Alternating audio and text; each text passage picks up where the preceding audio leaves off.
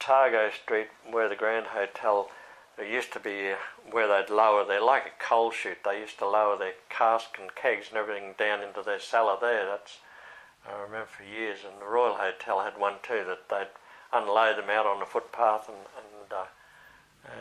lower their casks and everything down under there.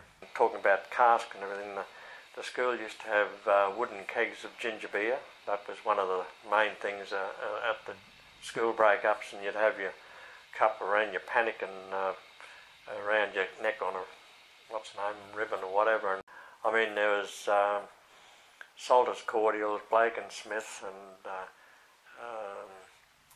who was the other one? Oh, well, there's been a few. There's been Tremakis and a few others since then, but Salters and Blake and Smith, they used to be the main competitors, and Salters went into making jellies and everything too, jelly crystals. Pat Hampson, he had a business here. He, where the Repco is, he had a shop there, and he also went into cordial making, and there's Devaney's across the road. They used to make cordials. These were in the early days. They were right on the river, on the bridge over Burnaby, Kennedy Bridge. They used to be there. And the old grocery shops, of course, with all the, Dad used to work in AA McGill with all the, everything was up on the shelves, and they used to have a bond down the back which used to get the rum from the distillery. It had to be under bond and everything. It was all so that excise and everything on it. And the grocery shop had the cheese and everything like that, but the butcher shop,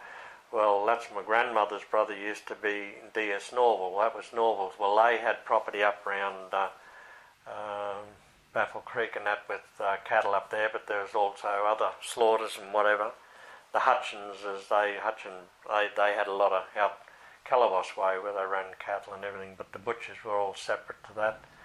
But the grocer shop was the cheese and all the groceries, tin stuff and everything up on the shelves and everything. See, a lot of these people, this was before credit cards and everything, and a lot of these business people carried a lot of people in town, and they carried the money.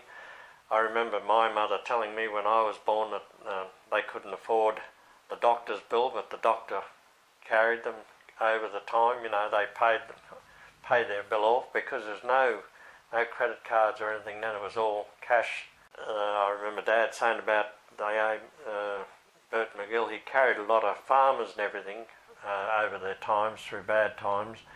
Dad would go out on a push bike, the bike with.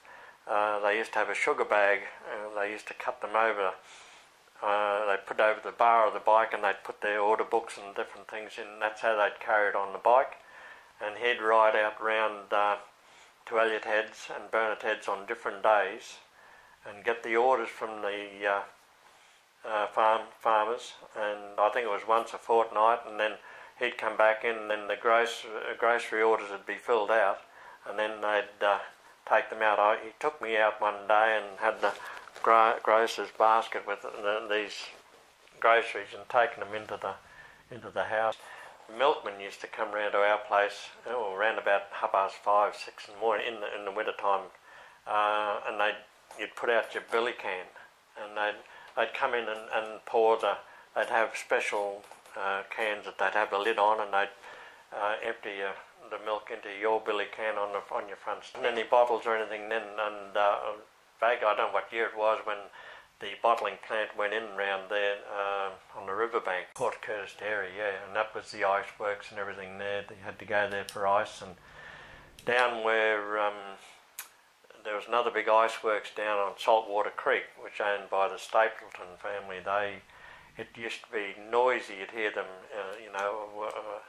with the refrigeration and everything, making the ice down there. But they used to make the big blocks of ice down there.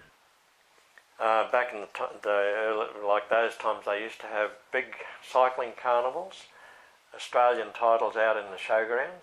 The whole centre, not the whole centre, but in the centre there was the cyclists all gather with their bikes and everything, and then they'd have teams.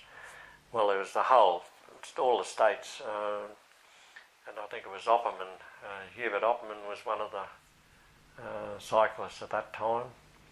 But there was a young guy that used to go to the South School. He was killed at one of those carnivals. As they were coming round to the finish line, he must have ran up onto the fence and hit his head on, crashed on the railing, and he was killed as a result. That was a chap Newitt. The grandfather's brothers were, two of them were cyclists. There was old Pat, or Norman Pat, and Matthew Frederick. Well, he was killed in the First World War. Where we lived in Buscrete, there was a chap that lived next door to us. He had a few orange trees and everything, but he was one of the main ones at Monrepo. There used to be the cable station there. The cable came across the Pacific Ocean to there, and he used to look after it, and he was in charge of the cable station. When it was pulled down, the building and everything, a lot of that building was used to build the house next door to my parents' place.